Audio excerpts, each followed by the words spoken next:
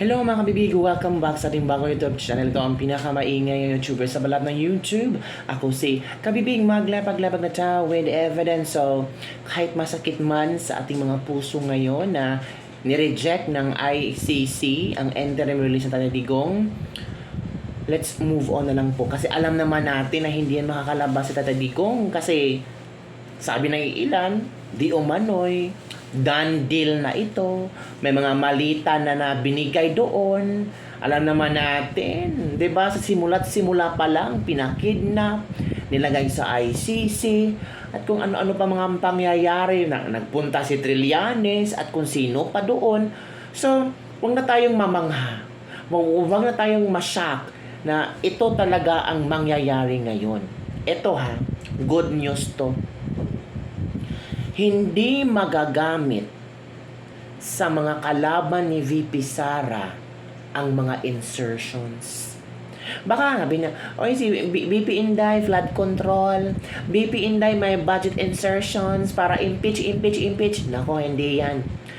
Ito isa itong malaking ebidensya, isa itong pasabog na statement galing ni galing ni Leandro Leviste, ni Congressman Leandro Leviste. Na-interview siya sa ABS-CBN, sa DZMM yata yun, na-interview siya. At, sinampal ang mga bashers. Kasi bakit? Sabi ni Leandro Leviste, na anak ni Loren Legarda, sabi niya, hindi lang senadora or senador o congressman ang may insertions. Halos buong gobyerno may insertions. Pero, ito ang good news. Hold your breath. Ito na. Si Vice President po, walang insertions. Oy, di ba? Sa lahat ng opisyales, sa lahat ng nasa gobyerno, the only one na walang insertions, si VP Sara. Oh, di ba? O, ano masasabi niyo mga bashers? Ang sakit naman, bakit wala si VP Sara? Dapat sana magamit yan para ma-impeach. Confidential funds. Sabi ng COA, unmodified. Ilalaban niyo pa rin ba ang confidential funds? Dapat ilalaban niyo ang bilyones na ninakaw ng mga politiko na sabi ni Saldico, si Martin at saka si BBM. Yun ang dapat ilalaban nyo. Huwag yung karampot na 125 million confidential funds na sabi ng COA unmodified. Tingnan nyo na ngayon. Sinabi ni Congressman Leandro Leviste, si VP Sara walang budget insertions. Si BBM meron pala. Tingnan nyo. Panoorin nyo ang video ito. Ba't nyo ho ba naging advokasya itong pagbubunyag ng mga hindi magandang gawain ng mga kasama nyo po sa Kongreso? Halimbawa nga po itong congressman na naging contractors, etc. Kong. Ang issue po ay ang DPWH budget ay ibinibigay sa highest bidder. Yes, Kung ikaw po ay isang representante sa Kongreso, hindi ka bibigyan ng budget kung hindi ka papayag na sila ang pipili ng contractor at sa kanila mapupunta ang profit ng proyektong ito. At ito po ay open secret na nagkakaroon ng bentahan ng budget sa DPWH. Pero ako po ay may nakuhang ebidensya mula sa DPWH na pwede ko pong ibahagi. Ayun. Teka, gusto ko lang, ano bang nag-trigger sa inyo? Bakit sinimulan nyo po itong ganitong mga gawain, Sen? Kasi Kong. tayong lahat man po ay humahanap ng additional budget para sa ating mga distrito. Ayun, okay. Pero ang sinasabi ay palaging kulang. Pero kung willing kang magbayad, meron. Kaya parang as a member of Congress, parang of course, unhappy tayo dyan. Kaya gusto natin sana, simula ngayon, wala nang bentahan ng budget sa DPWH. Kasi first time congressman kayo, Kong, hindi nyo ba in-expect? Ito, mga kasama ko, mga matatagal na ito, matatanda na ito. Dapat ito nagtuturo ng kabutihan. First timer ko, babanggain ko ba ito mga ito? Hindi kaya parang, baka nagkamali ako dito Actually, sir, I think noon naman, hindi kasing lala ang bentahan ng budget sa DPWH. Pero in the last few years lang po talagang lumaki ang budget. Kaya mas lumaki ang pwedeng ibenta sa mga kontraktor. Kaya naipagkamali kasi nila itong mga bumibili. Opo. Ang binibentahan nila, yung hindi nangangailangan ng income sa kanyang sarili. Yun ang nga po. Doon sila nagkamali. Ang akala nila, ay basta lang nila Kumot may pagbabatas. inganyo. Opo. Sabi ko nga sa'yo, merong mga... Ako gusto ko makausap yung mga idealistic na mga congressmen. Marami ngayon, ha? Marami ngayon. Opo. Di ko lang lahat sila nakausap. Ang una ko nakausap ay si Kong Lian. Unang-una kasi, nung nangangampanya ako, kaya ko siya nakilala, ay inimbitahan niya ako sa Distrito po niya. Balayan, ano? Opo. At saka yung isa pang munisipyo. Nasugbu at saka sa Balayan. Opo. Talagang napakasaya ko doon, Jen, Nelson. Ha? Oho. Bukod sa dami ng tao, Napakarami ng tao pumunta. talagang marami. At saka yung aming Tent. Opo. ano bang tawag? Tent ba yun? Hindi siya tent. Maganda eh. Mega tent pagkakagawa. tatawag, opo. Talagang organized na organized. At doon ko siya na unang nakita. At nagsalita nga siya. Sabi ko sa sarili ko, mananalo itong batang ito. Ha? At Ayun. gusto kong manalo ito because of his idealism. Nanalo nga. Yan. Kami naman ni Nelson po, mula nung malaman, gusto namin maging barkada ito si Congressman Lian. Gusto namin maging kaibigan. Ayaw ko kayong maging barkada niya.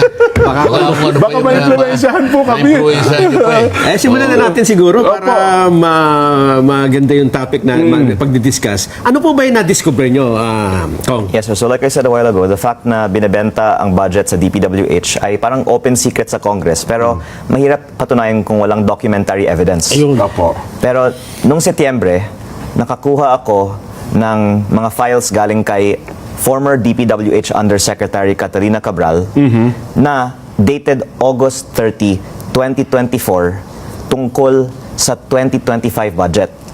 Sa files na to, may listahan ng over 20 billion pesos of projects na sama-sama sa listahan na pag i-check mo 1 year later, lahat na award sa mga kumpanyang konektado kay Congressman Edwin Garjola.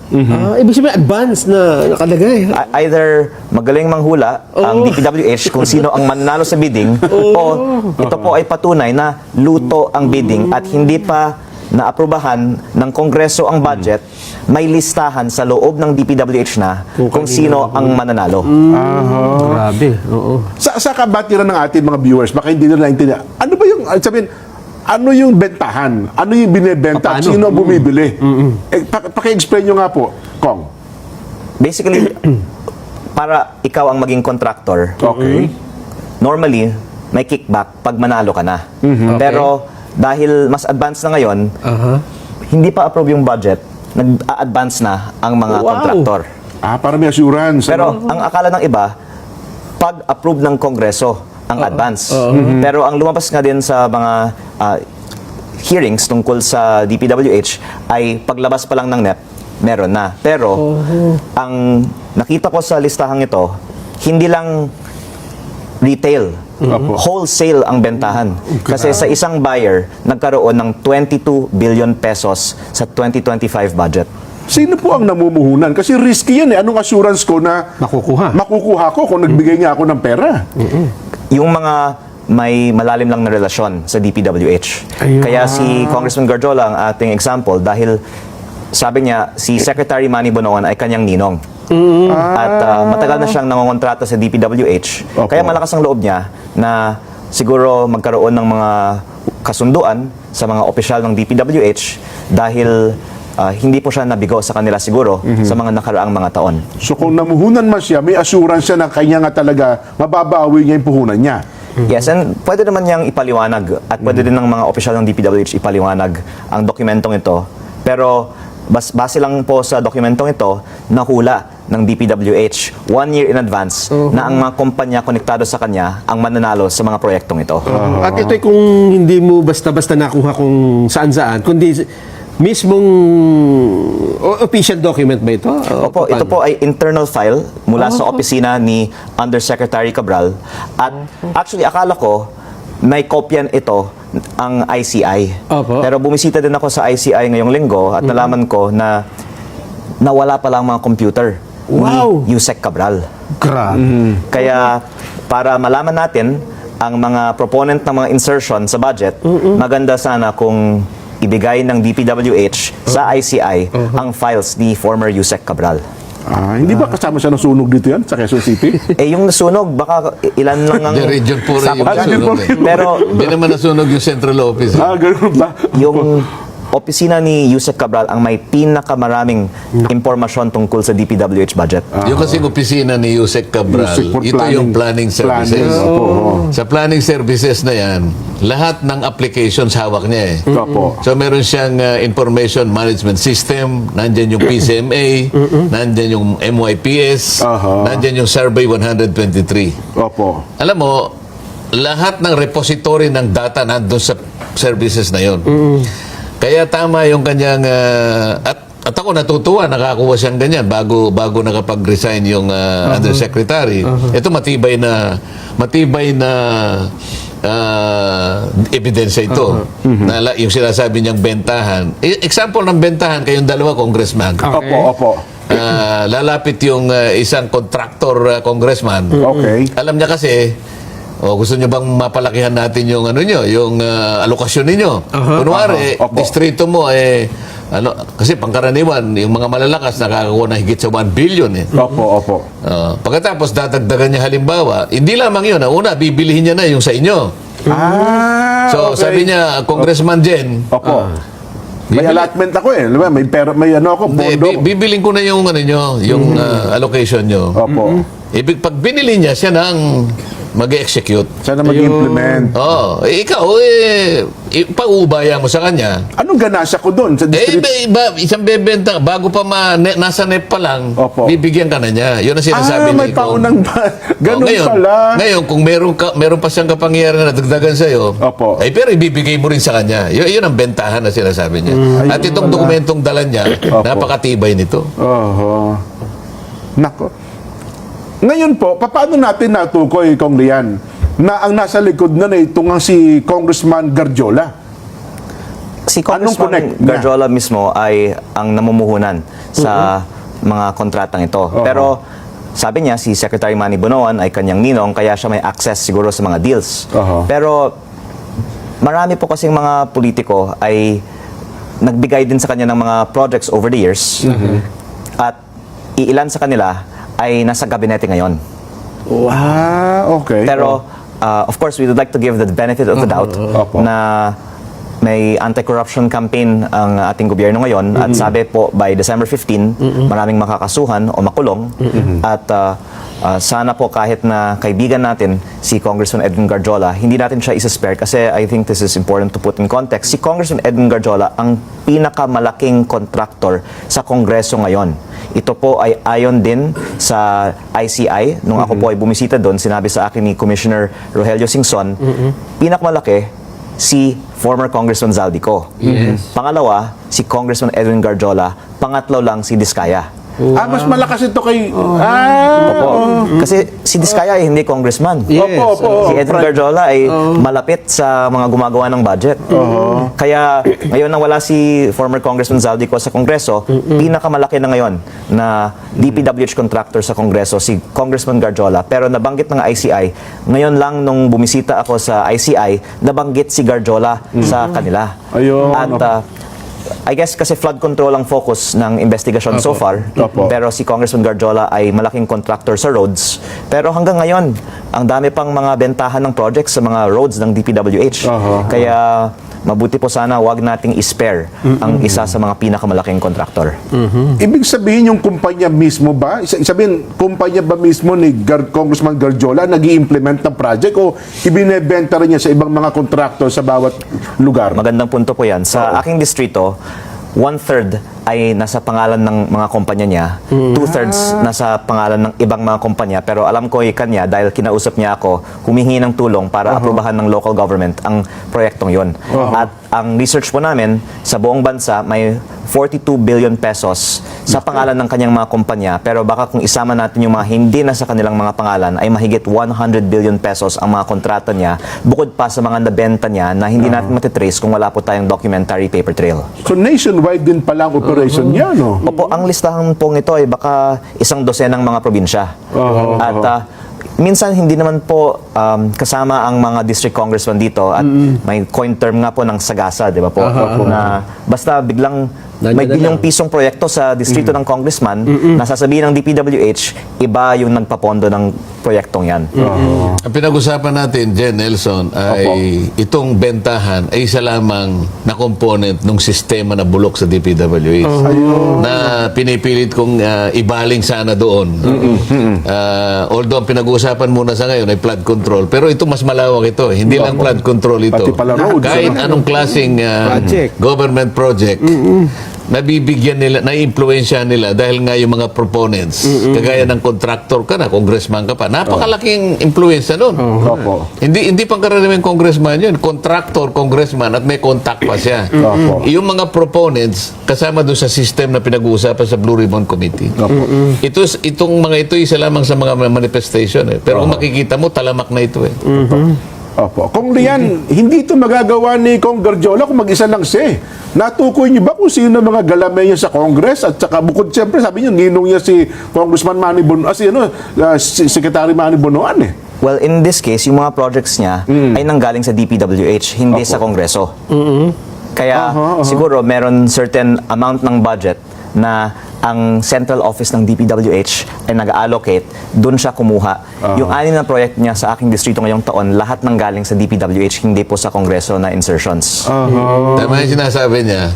Dahil sa NEP pa lang, sabi ko sa iyo, Oo, NEP pa lang. maraming stages yung pagbabloat ng budget. Opo. Dito lang sa NEP, Meron na pala. gagawin nila yon.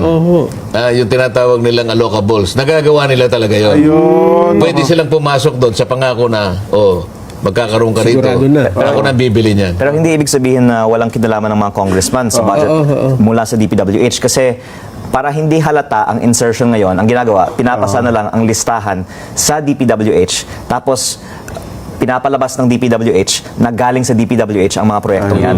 Pero tumitimbre pa rin, tumitimbre pa rin sa mga district congressman. Nanggagaling ang mga listahan sa mga Sa district congressman. congressman. Kasi sila nagsasubmit ng project sa kanilang lugar. Magkakutsaba talaga yun. Ang facility kasi ngayon, dahil nga sabi ko nga sa'yo, si Yusek Cathy Cabral, Cabral, planning services, ang daling ipihit yun eh. Ang daling ipihit, sasabihin lang, madaling niyang gawin sapagkat nasa kanya yung mga applications yung IMS nandun. Ayun. Pati nga yung tinatawag na HDM4, yung density ng road. Opo. Pwede niya sabihin na, yun, dapat anuhin na yun. Pati bridges nasa kanya. So, pwede niyang ipihit sa pakikipagtulungan itong mga contractors. Hahanapan niya ng avenue kung saan-saan lahat. Kaya makukuha nila eh. So, para sasabihin nilang density ng road system na to, ito yung mga i-repair. Kaya na sa isang araw pwedeng i-drawing lahat yan. So, ang connivance talaga, DPWH at saka yung proponents nandun sa Kongreso. Talagang nangyayari yan. Yun pala. Nako. Pero dahil sa pagbubulgar niyong ito, ano ang naging reaction po ng House leadership, Kong Rian?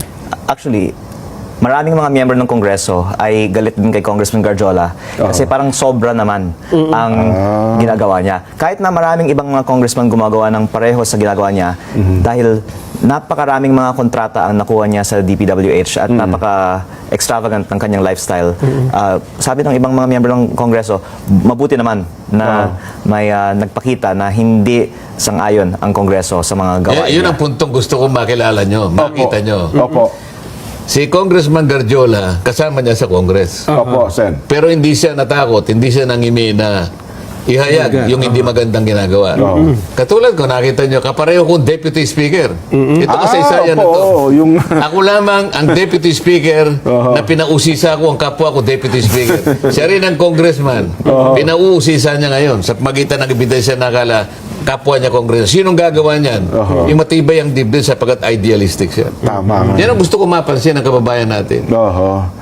Kailangan natin ng mas maraming ganyan. Kailangan nating maraming Lian. Libiste. Kahit di masyadong guwapo. Basta ang idealistic, kagaya niya. Pero sa kanya wala ka na masasabi.